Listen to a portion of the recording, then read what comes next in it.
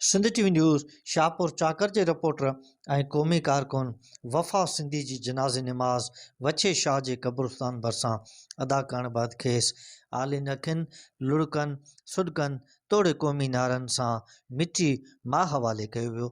जनाज़े नमाज़ में मुख़्तलिफ़ सियासी, समाजी, मज़हबी, अदबी, कारोबारी तंज़ीमुनि जे अॻुवाणनि ऐं शहरियुनि क़ौमी कारकुननि सहाफ़ियुनि वॾे अंग में शिरकत कई।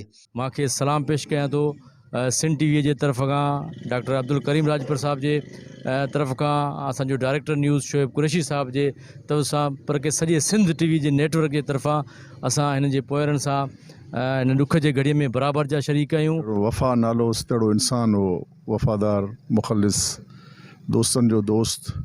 शाहपुर चाकर जी सियासी समाजी जेका भी तबक़ात आहिनि सभिनी में हिकु जहिड़ो ई उनजे लाइ इज़त ऐं एतिराम रहियो आहे। मुतहरिक किरदार हो, सहाफ़ी इतिहादनि सहाफ़ियुनि जे मसइले जे लाइ बि वॾो किरदार हो। अहिड़ा माण्हू सहाफ़त जे अॼुकल्ह जे जेका असां सहाफ़त थिए पई नौजवान जेका टही आहे उन में वफ़ा जहिड़ा मुतहरिक किरदार जेके इज्तिमाही सोच रखी सहाफ़त कनि।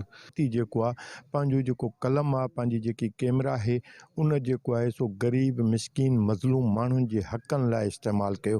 हू कॾहिं बि कंहिं वॾेरे, कंहिं पीर, कंहिं मीर वटि लंघी न वियो ऐं उन जे मुफ़ादनि सां सदाईं टकराव में उन जे वञण सां जेको आहे सो खोड़ सारा मैदान ख़ाली थी विया आहिनि।